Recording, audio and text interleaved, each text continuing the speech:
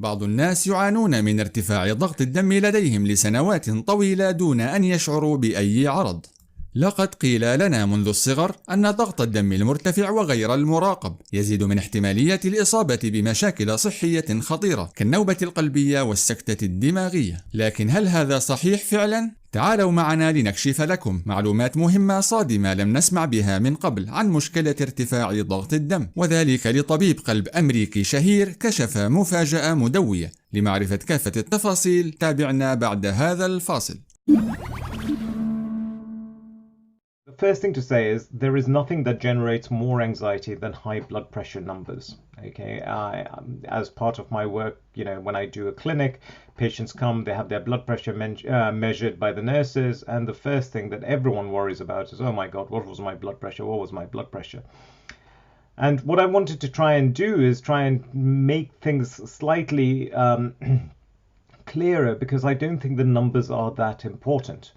So, let me try and explain this in a simplistic sense so that you can understand it. Okay, the reason blood pressure is considered important is because if people have a persistently elevated blood pressure, then there is evidence that they are at a higher risk of heart attacks and strokes over many years. Okay, and if you can lower the blood pressure, then there is evidence that it reduces that risk by about 25% as a ballpark figure.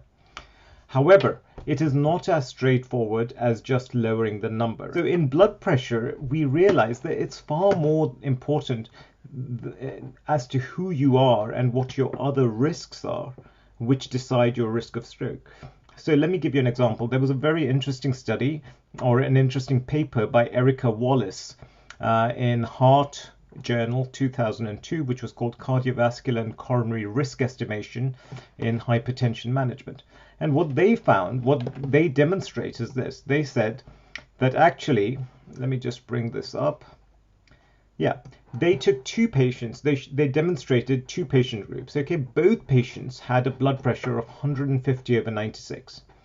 But patient A was young, she was female, she had low cholesterol, she was a non-smoker, she didn't have diabetes. And in her, the risk of having a problem in 10 years was incredibly low. In fact, you would have had to treat 321 people with blood pressure medications to make any difference to one person. However, there was another patient with the same blood pressure of 150/96. He was male, he was much older, 65, his cholesterol was high, he was a smoker, he was diabetic.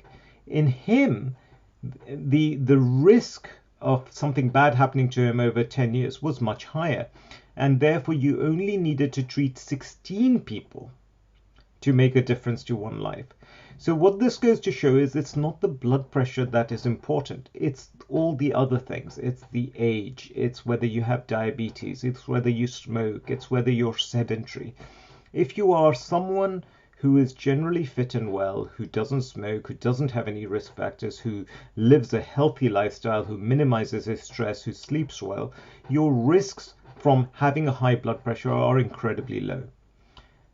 If, on the other hand, you do all those things which are actually bad for our health, including being overweight, smoking, being stressed, not sleeping, being diabetic, etc., then the risk is much higher. And therefore, what I'm trying to get across is that the number is not important. What we shouldn't be doing is focusing on, oh my God, this is my number, I need to get that down.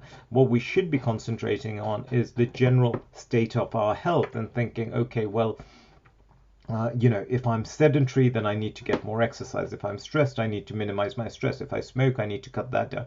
Trying to move from being an unhealthy person to a healthy person makes a far bigger difference to our overall risk compared to just reducing the number or making the number look nicer.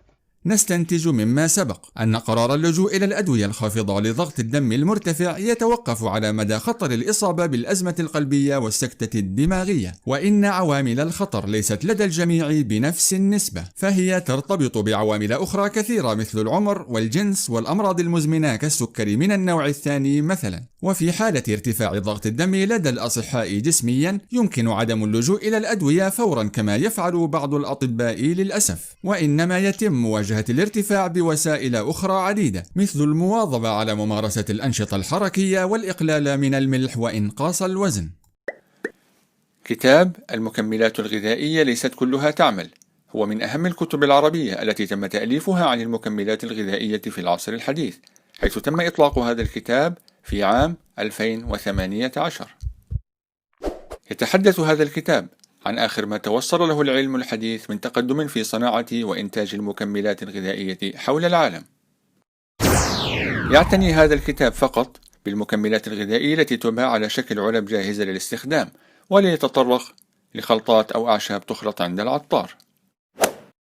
ما يميز هذا الكتاب أن المعلومات المتوفرة فيه مستمدة من الأبحاث العلمية لا من الإعلانات التجارية، وهو مكتوب بلغة سهلة جدا يفهمها المختص وغير المختص. يتكون الكتاب من 400 صفحة ومقسم إلى 9 فصول. وأخيرا يمكنكم تحميل هذا الكتاب من الروابط الموجودة في الوصف. والسلام عليكم ورحمة الله وبركاته.